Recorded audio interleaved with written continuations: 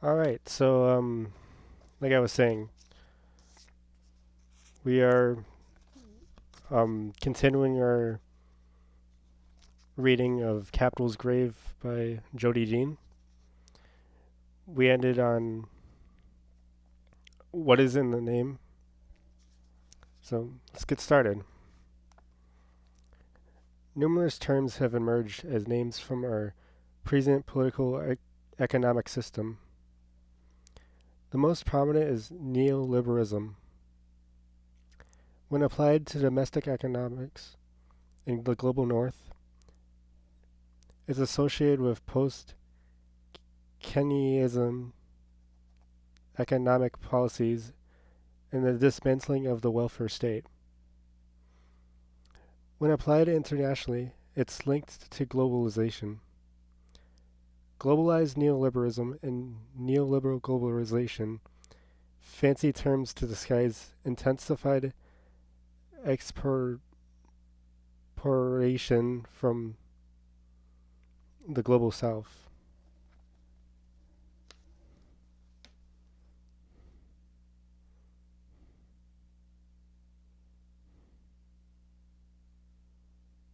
Sorry about that.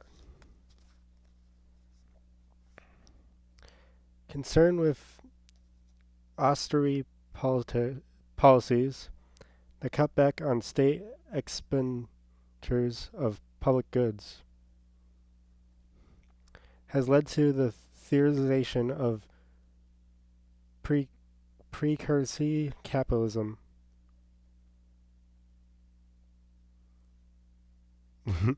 Thanks, Mesh.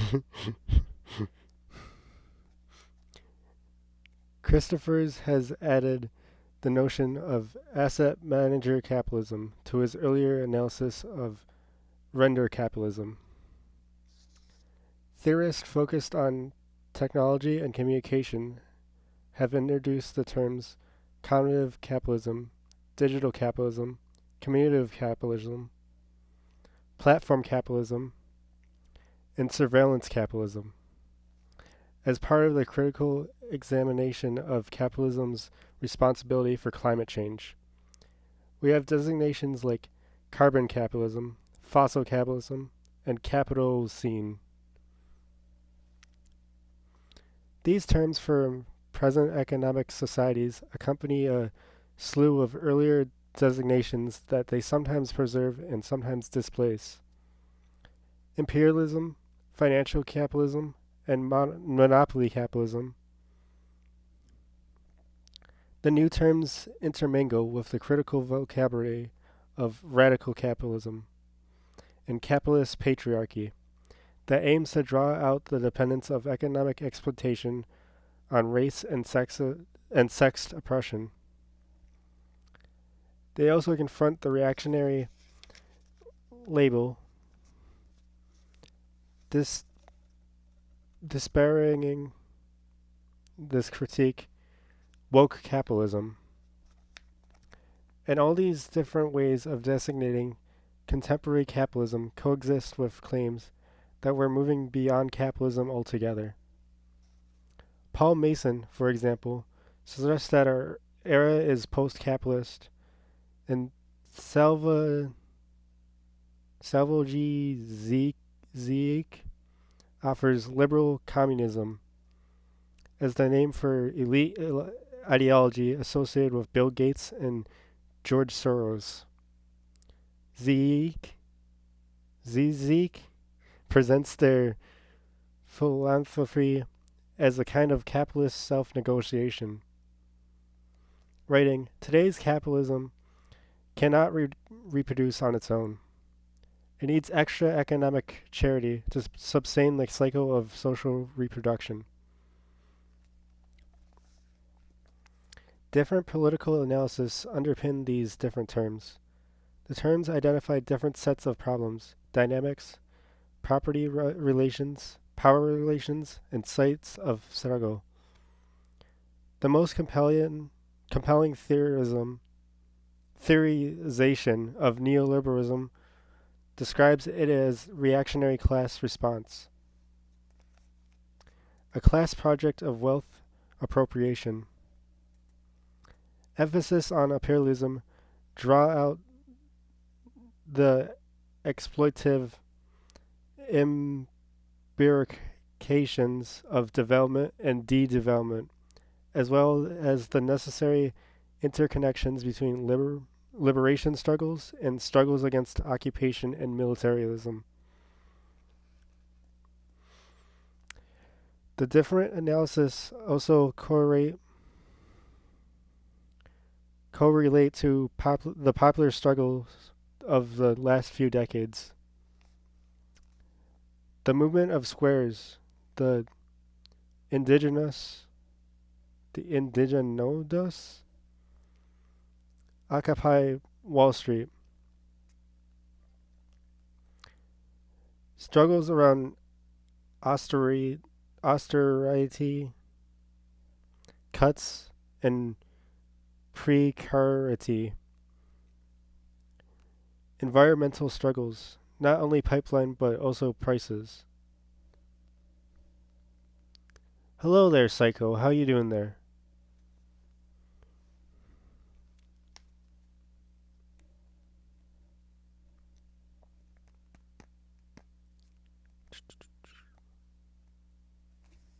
Sorry, I lost where I was.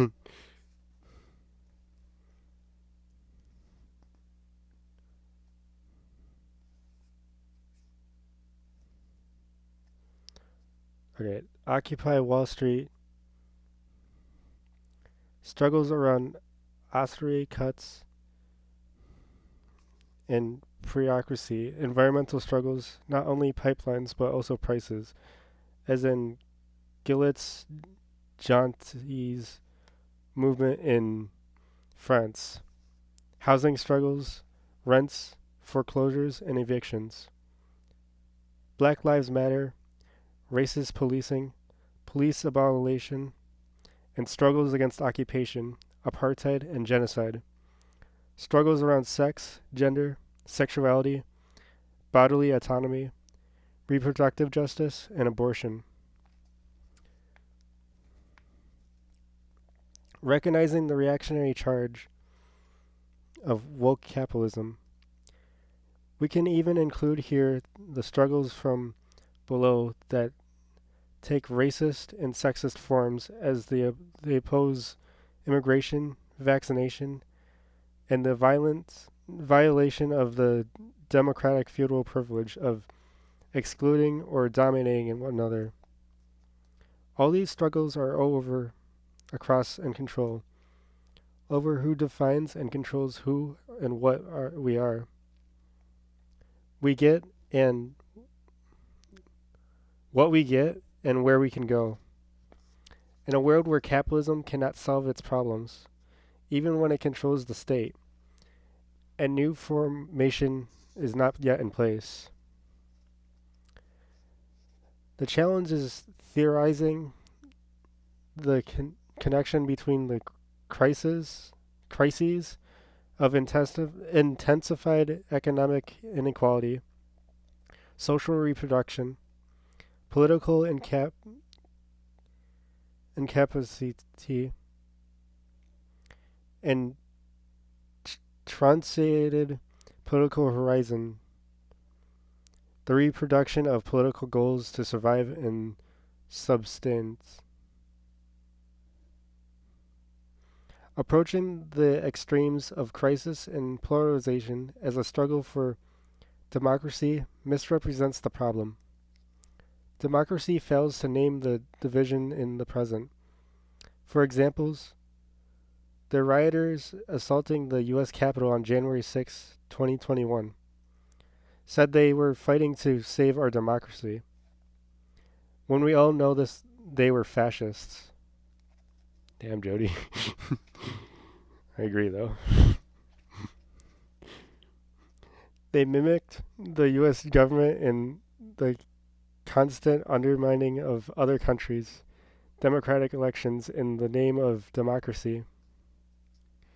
Viewing the problems of the present and as an issue of democracy likewise fails to address the conditions for its absence.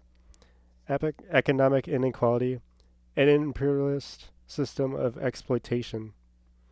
that cannot be addressed through the local actions and the incapacity of existing political institutions to deal with contemporary problems.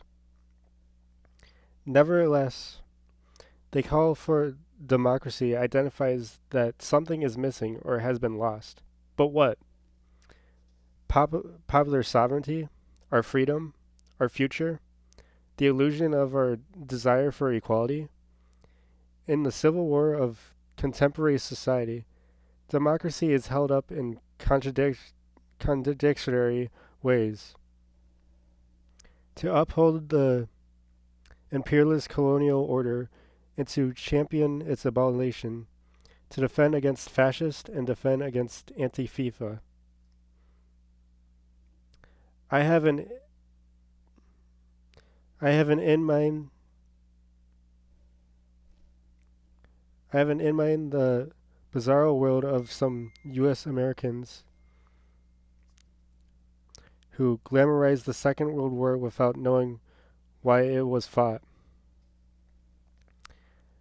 If we read democracy as lost, we take the temporal perspective of a post-democratic future. If we read democracy as having never been achieved, the place from which we see is pre-democratic. The democratic expansion associated with the bourgeoisie's revolutions didn't happen, or was foreshortened, incomplete, unfinished. A stubbornly linear Marxist-Leninism would say that pre-democracy or incomplete democracy positions us in a feudal era, the time before the democratic revolution. We're thus caught in a strange combination of temporalities, compressions which different historical movements eliminate different aspects of the present, which makes it hard to determine which history is repeating itself. What is tragedy and what is farce? Against this background of temporal instability, I present neo-feudalism, a tendency where something new is emerging in the guise of something old. That was that part. We'll get into looking back into the future in 1 second. I just want to write something down real quick.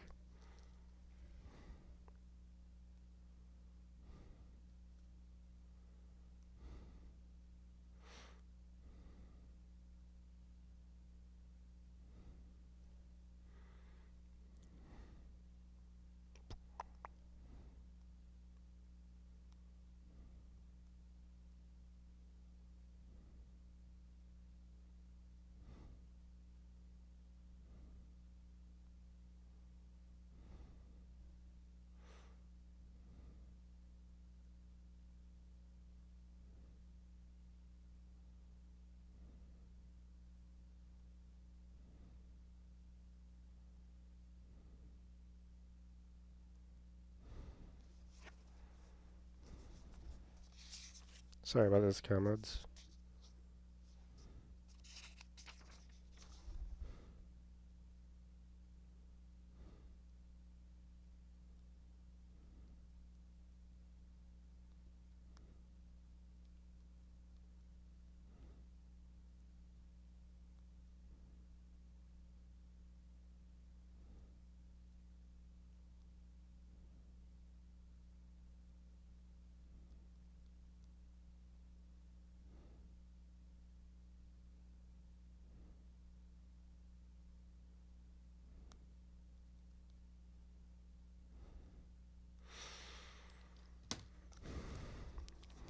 All right. Looking backward into the future. Medievalists argue over the meaning of feudalism. Some think the term is useless, and modernists affect at self-distinction.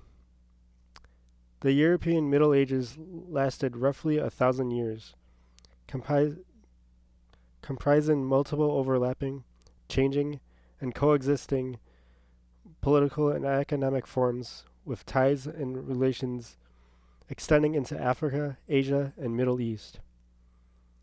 Conversely, we also have the view that feudalism is apt to appear whenever the strain of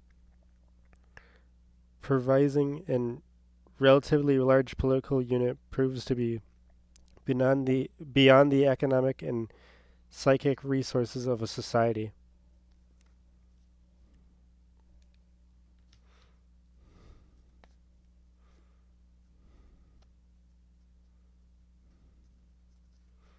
From this angle, feudalism is less a mode of production that it is an effect of disintegration, a loss accompanied by combined forms of constraint and corrosion imposed in order to extract surpluses. Neo-feudalism isn't about the past. It's about tendencies in the present. Omnipresent feudal images and language index the challenge of understanding how our societies are changing and the difficulties we encounter in assessing continually amid transformation. How do we see the present and identify the direction things seem to be going? There is little optimism about the future, and contemporary life is not what were promised. 20 years ago, people joked, "Where are the flying cars?" Now they wonder whether they will pay off their student loans or find affordable housing within a reasonable distance from their workplace. The service sector bleeds into the bleeds into bleeds into serfs, trapped for life in a life they didn't choose. When the whims and consumption chooses of a class of lords drive the visible economy, influencers, tech giants, strange billionaires, it registers effectively in the feeling of hierarchy, inequality, and entrapment. Jeff Bezos has a 500 million super yacht, a yacht so big that it requires its own support yacht with a helipad. Capturing our uneasy sense of decay and decline in the context of intensifying inequality, feudal analogies critically eliminate key aspects of our contemporary experience.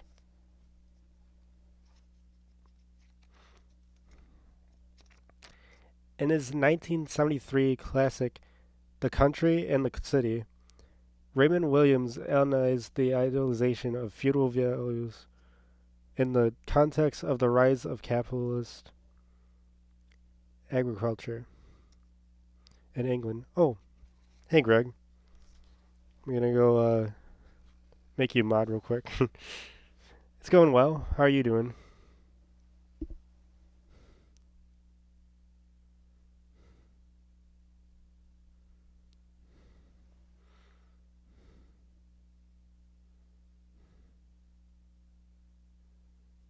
And no problem if you ever show up late. This is just reading, you know?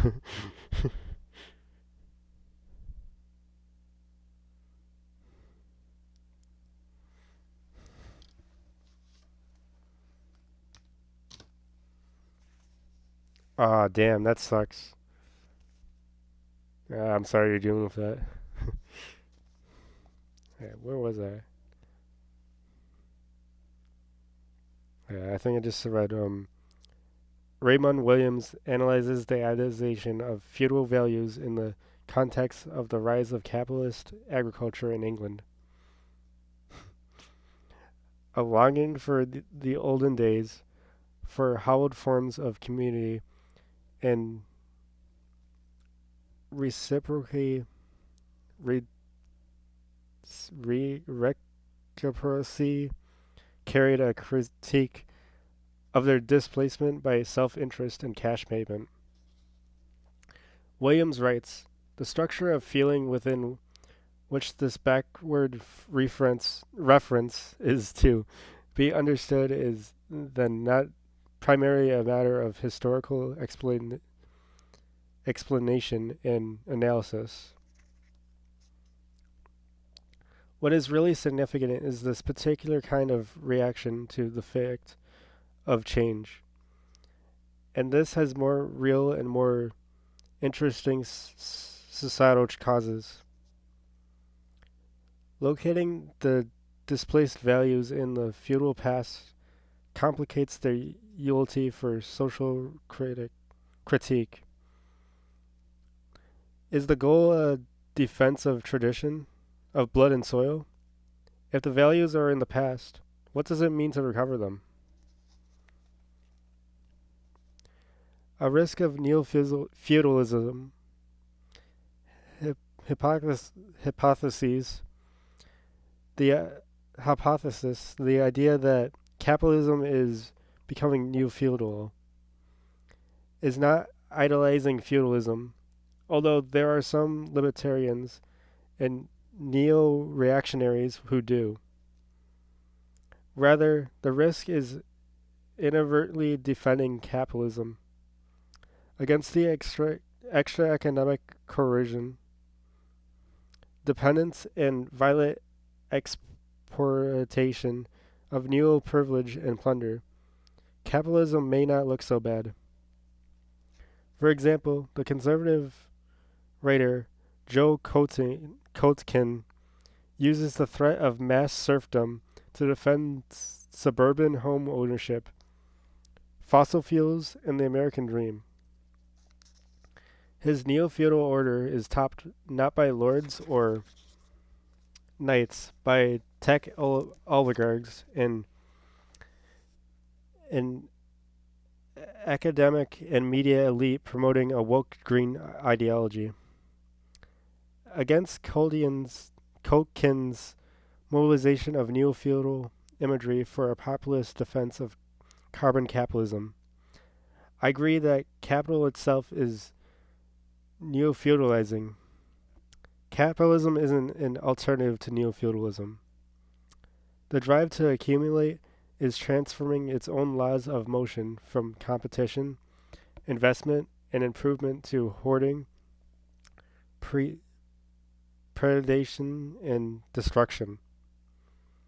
While destruction has always accompanied capitalist production, destruction of lives, communities, and the environment, it increasingly operates as a compulsion rather than a side effect. Investors raid and dismantle functioning firms. Tech startups aim at demolishing entire sectors. Cryptocurrency mining operations consume enormous amount of energy while making nothing at all. Cryptocurrency begins the ultimate anti-commodity. There's a risk, then, that neo-feudalism is conserving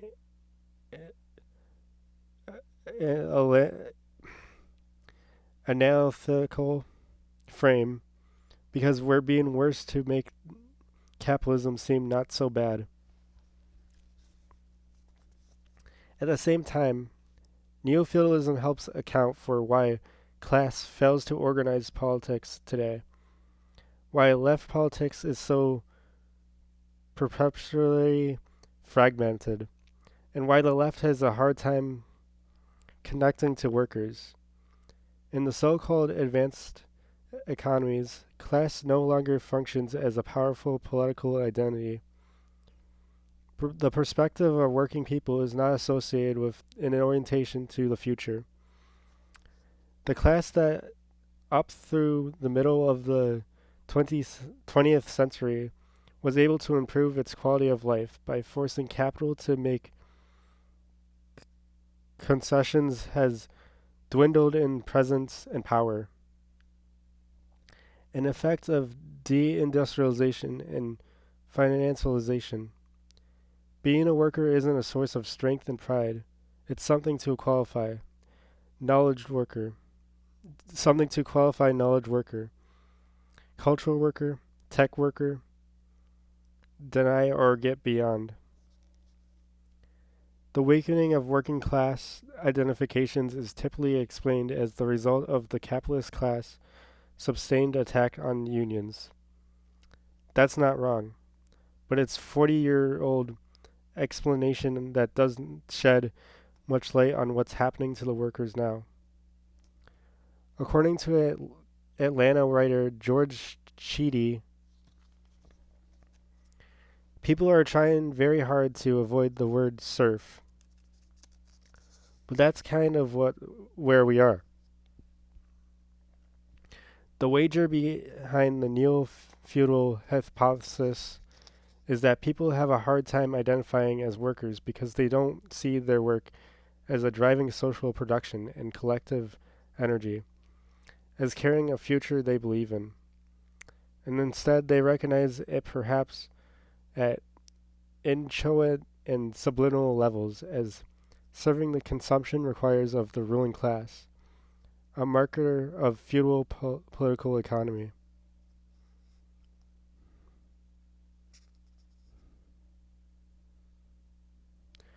We work to live, while the ruling class enjoys the benefits of our labor. This recognition helps explain the prominence of identification as consumers. People use consumption choices to signal that they are more than a job. They are unique individuals with taste and talent. They belong to groups with histories that command respect. We might not make much money, but we still have our values and can cling to our guns. With consumption rather than production as a field of identity and authenticity, cultural appropriation appears as a more significant problem than exploitation. Food and fashion choices become sites of generational conflict. Politics concentrates around what not to buy. And because consumption is terrain of individual expression, building collective power becomes all the more difficult, which makes it easier for the ruling class to get away with domination, destruction, and plunder.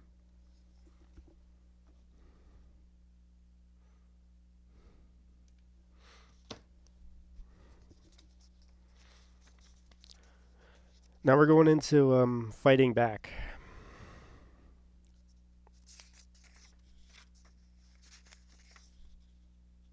Oh, and we're almost done with chapter 1.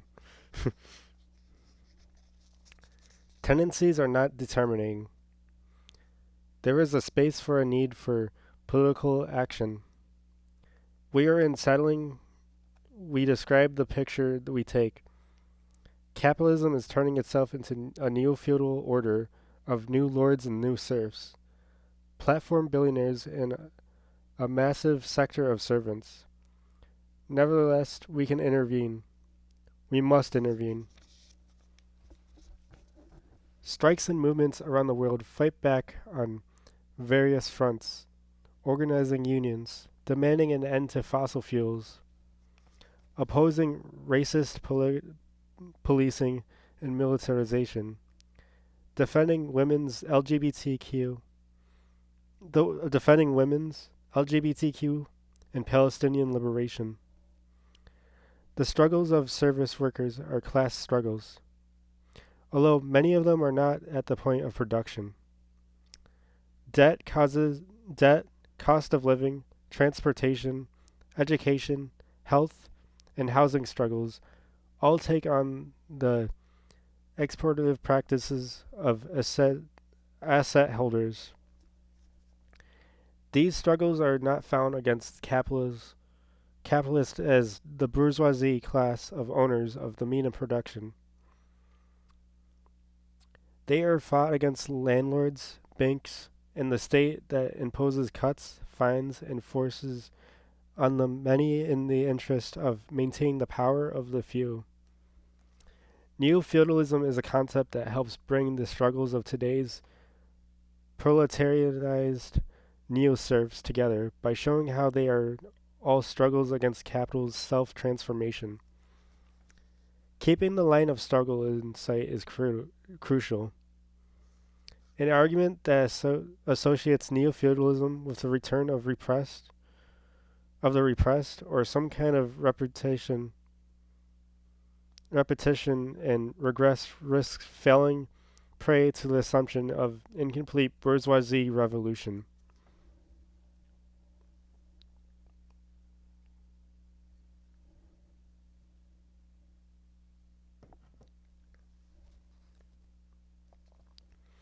The corresponding path would then be towards the restoration of liberal democracy and the buttressing of capitalist class and property relations.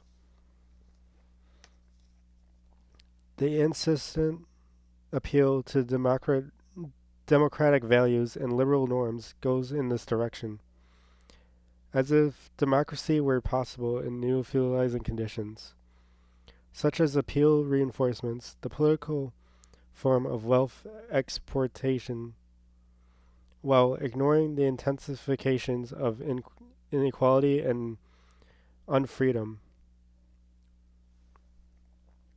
The result is democracy for the rich and servitude for the many, especially in the global capitalist context where winning the state can never be enough. A more promising line embraces services as a primary labor process in future society, holding up universal basic services as a communist ideal alongside our traditional emphasis on the abolition of private property. On a rapidly warming planet, commodity production cannot be the central component of planned economies. Services will have to take its place, which is not just happening but accelerating. In the early months of COVID-19 pandemic, attention to essential healthcare workers hinted at the need for a for an appeal of universal services before quickly shutting it down. Recognizing the labor vanguard within the array of services can link workers and climate struggles. Unionizing teachers, nurses, baristas, and hotel workers is important not only for workers' well-being, but for the shape of society on a warming planet. An expanded sense of service also counters the growth and redistribution modeled favor in some democratic circles. Of course, universal basic services will have to be combined with communist goals of more free time and meaningful engagement in planning and participating in the reproduction of our common world.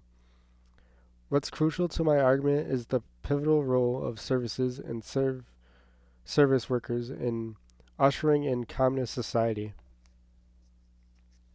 Given how much underpaid service work is done by non-citizen workers, the service sector is a fruitful space for international organization. It may even be the cause that emphasizes on care work, and the crisis of care point to the emergent ideology of the servant sector. The value of care work ruptures capitalist value, irreducible to exchange. It points to an alternative mode of validation on the priorities maintenance, substance, and flourishing. Additionally, the emergent ideology of care attends to social reproduction, survival, basic needs, in the way that emphasizes on democracy presuppose but cannot acknowledge.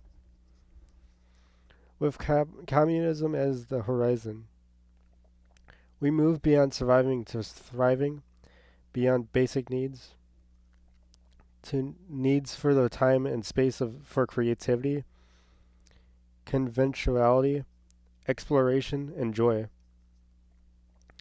Universal basic services provide the infrastructure for emancipated egalitarian forms of life. The first chapter details capital's changing laws of motion. It uses Uber and Grandi's to show what's distinctive about neo-feudalism. Chapter 2 sets out the temporary of neo-feudalism, thinking through the logic of transition and demonstrating how the Marxist tradition always have a richer, more varied understanding of time than the straightforward parade of stages suggest.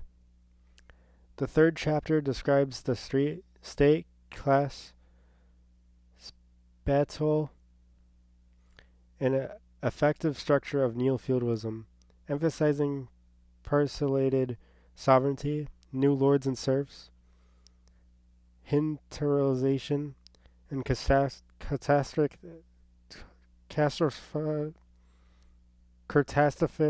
anxiety. Chapter 4 takes up the psychic atmosphere pervading neo-feudalism, reflecting on the ubiquitous sentiment that nobody cares. I conclude with a vision for the class struggle on a warming planet and led by a servant vanguard. We aren't doomed to a neo-feudal stagnatation and servitude. A better world is possible if we fight for it.